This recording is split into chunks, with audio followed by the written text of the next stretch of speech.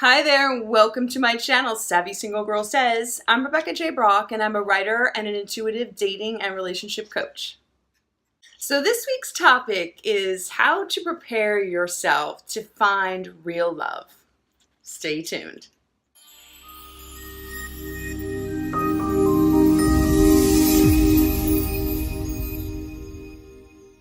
So lately I've been getting questions from my clients asking me about a specific person that they're dating.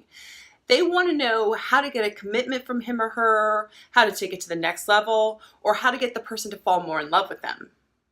But after digging a little deeper and asking some probing questions about what's going on in their life right now and what's happened in their past, I get this sense that they're just not ready for a real mature love. Keep in mind that before you can find real love, you've got to do a little bit of work on yourself first. So if you're struggling to find a suitable partner, or if you keep attracting the same types of people that just aren't right for you, then you need to take a big step back and go within. You owe it to yourself and to your future love to do what's necessary in order to find real, lasting love. It's true what they say, you cannot really love another person until you love yourself first. And in order to love yourself, you need to heal yourself of all your past emotional wounds, be they from childhood or past relationships. If you don't heal yourself first, you're going to be bringing in all of that old baggage, your emotional wounds, into your new relationships, and you'll keep repeating old patterns. Sounds fun, right? Spend some time alone with yourself and really think about what your issues are that need some healing. Look, maybe you don't have any wounds from your childhood or past relationships. Maybe what you need to work on is letting go of those incredibly high standards that no one has been able to live up to as of yet. Keep in mind that everyone has some sort of issue, or you wouldn't be single right now, would you? Once you've figured out what those wounds are that need healing, you're going to want to really sit with the pain. Don't do anything to numb yourself. To first acknowledge those hurts in order to move past them.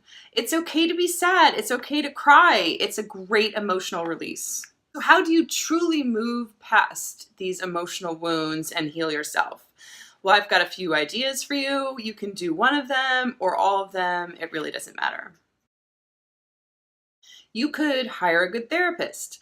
Look, there's nothing wrong with admitting that you need some help and moving past these emotional hurts and getting to the next phase of your life. Another great way to heal yourself is journaling. Writing in a journal every day is a great way to release any pent-up emotions you might be holding on to. I like to write in my journal first thing in the morning right after I wake up. Write down whatever comes to mind. It doesn't have to make any sense. No one is going to be reading it. Well, hopefully. Don't judge what you're writing, just surrender and let it flow. Then you can go back and reread and identify what habits and patterns you keep repeating. You can also make in your journal a written request to the universe on what it is that you truly desire. Make sure you include something in there every single day on what you're grateful for, because gratitude has an enormous power to bring us more of what we desire. It's difficult, if not impossible, to do what you need to do in your life if you don't take care of yourself first. Whether it's performing your job correctly, or taking care of your children, or finding love, if you don't make yourself a priority, then none of that other stuff is gonna really happen. Make it a habit to focus on you for at least 10 minutes a day. It could be anything from meditating, going for a walk in nature, taking a hot bath, or just taking 10 minutes to sit there and think. I've been a huge advocate for meditating ever since I accidentally discovered it 14 years ago. And in fact, it's getting more mainstream. It's kind of popular now. Meditating helps get your mind on a different wavelength where it's more susceptible to influence. It is in this meditative state where you can visualize the life that you truly want to have. You can also visualize yourself, your body, and your emotional state being completely healed. All right, one of the best ways to get yourself out of a funk is to just change up your energy. It could be anything from taking a shower or a hot bath. You could take a dip in the ocean or the lake. You could go for a walk in nature. You could call up a friend and go have coffee with them. You could read an uplifting book. Anything that gets your mind out of the mindset that you're in and is uplifting and positive. Personally, I love getting acupuncture every month, and I do breath work as often as I can. I feel like it moves the energy in your body and it really helps you get to a good place emotionally. Okay, the next thing that you're going to want to do after you spend some time working on healing yourself is you're going to want to get very clear on what it is that you want from a relationship. If you're going out on dates without any idea of what you're looking for or what your needs are, what that translates to your date is that you don't know how to set clear boundaries. I have to tell you, this is an invitation for disaster, especially for men, because they can sense your weaknesses and insecurities and might manipulate that to their advantage. And I bet if you're watching this video, that's happened to you. But the point is to learn from your mistakes so as not to repeat them. So you're going to need to get really clear on what it is that you want. And I bet you made one of those lists. You know, the one that describes your perfect partner in detail.